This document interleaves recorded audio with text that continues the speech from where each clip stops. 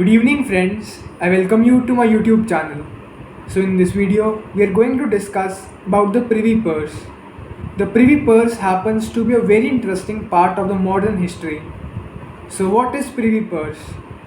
It started with the Indian Constitution's guarantees to the rulers in return for their cooperation in integration of their states with the Indian Union, and it ended with its termination in the form of a constitutional amendment.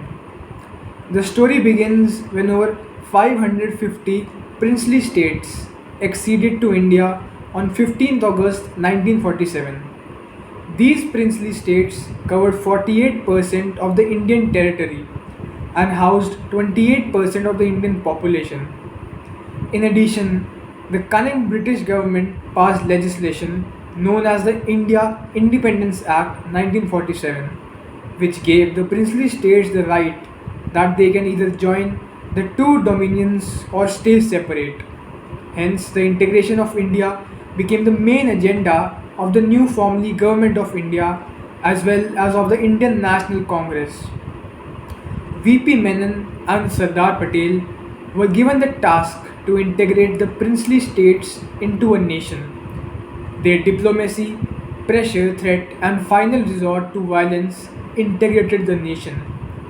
The diplomacy gave rise to the middle ground called Privy Purses.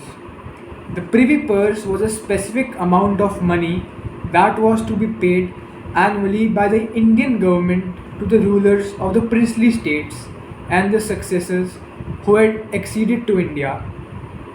The Privy Purses were guaranteed to these rulers under Article 291 of the Indian Constitution. These payments were tax free and were to be paid from the Consolidated Fund of India. Privy Purses were intended to cover all the expenses of the rulers, including those for religious and ceremonial purposes. The amount of Privy Purse was determined by many factors like state's revenue, state status under British rule. The amount was almost one fourth of what the rulers earned previously from the revenue in 1970. The total amount of Privy Purses accounted for about 58 crore. The ruler of Mysore received the highest, 26 lakh rupees per annum, while the ruler of Katodia received the lowest, 192 rupees per annum. Another important aspect of these arrangements that were linked to Privy Purses was the privilege and recognition received by the princely rulers. These rulers were bestowed some customary privileges and official recognition as the rulers. This was in accordance with Article 362 of the Indian Constitution. The President of India officially recognized the prince or chief of a state as a ruler, even though no authority or power was held by them. As per the privilege, the ruler had official titles, could conduct their ceremony darbars, could have official vehicles, could host dignitaries. In total, there were about 34 privileges enjoyed by the rulers. These also included exemption from the operation of Indian laws, enjoyment of jagirs, payment by states of the marriage expenses of the brothers and sisters of the rulers, immunity from some processes of the court of law. Following the independence, all of the princely states signed two agreements with the Indian government, namely Instrument of Accession and Merger Agreement. The Instrument of Accession would accede a state to India with only matters concerning defense, foreign affairs, and communication handed over to the Indian government, while the Merger Agreement or had all authority of the state was handed over to the Indian government.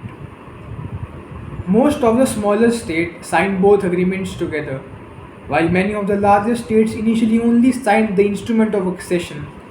The rest of the matters were still governed by the ruler. Many of the states were amalgamated to form a larger state. By 1949, all of the states with the exception of Jammu and Kashmir, due to the condition of the plebiscite, had signed the merger agreement ceding the whole of the control to the Indian state. It was by the virtue of this merger agreement that princely states ultimately merged into India. As per the agreement, rulers ceded to Indian government full and exclusive authority and jurisdiction and powers in relation in governance of the state. So now we'll talk about how was it abolished. A motion to abolish the Privy Purse and the official recognition of the titles was originally brought before the Parliament in the year 1970 and passed in the Lok Sabha, but failed by one vote to reach the required two-thirds of the majority in the Rajya Sabha. On 6 September 1970, the President of India passed an order in respect of each of the rulers of the former Indian states, in exercise of the power vested in him under Article 366 of the Constitution. The President directed that with effect from the date of his order, all rulers cease to be recognized as rulers. This resulted in the forthwith stoppage of the privy purses received by the rulers and the discontinuance of their personal privilege. Writ petition under Article 332 of the Constitution were filed by some of the rulers as test cases to question the orders. The Supreme Court ruled in favor of the rulers. It was again proposed before the Parliament in 1971 and was successfully passed as the 26th Amendment to the Constitution in India. The then Prime Minister Indira Gandhi argued for the abolition based on equal rights for all citizens and the need to reduce the government's revenue deficit. What was the 26th Amendment Act?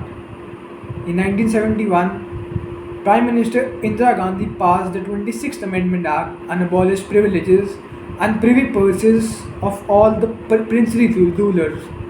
As per the amendment, Articles 291 and 362 were omitted from the Indian Constitution, and the President of India no longer recognized any of the princes or chiefs of the rulers. What was the aftermath? The end of Privy Purse finally ended all the entitlements and special status of the former rulers, thus turning them into ordinary citizens equal to the other citizens, with no longer recognition of their former ruling titles. Many of the former royalty tried to protest against the abolition of the privy purses, but to no avail. They protested through campaigns to contest seats in the Lok Sabha elections of 1971. This included Mansoor Ali Khan Patodi and the last and the former Nawab of Patodi, who contested from Gurgaon. Mansoor contested as a candidate for the Vishal Haryana party but received barely 5% of the vote in a two-way contest. So this was all about the Privy Purse. Thank you friends for watching this video.